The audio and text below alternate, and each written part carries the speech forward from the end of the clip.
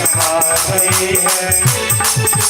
एक दिन वो बोली बंजारी बन करके मेरी नारी गोकुल में आ गई है, गोकुल में आ गई है।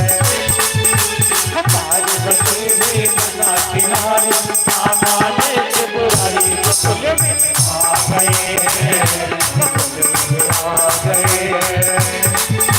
एक दिन वो बोले बंजारी बन करके मेरी नारी गोकुल में आ गई है, गोकुल में आ गई है, गोकुल में आ गई है, गोकुल में आ गई है।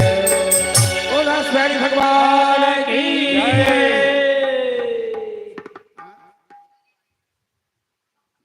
चलिए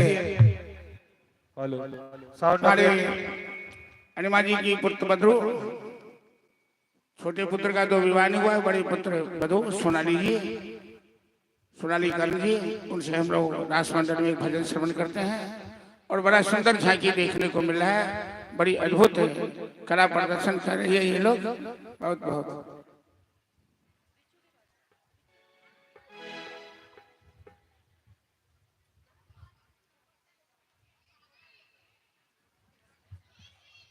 आज जमुना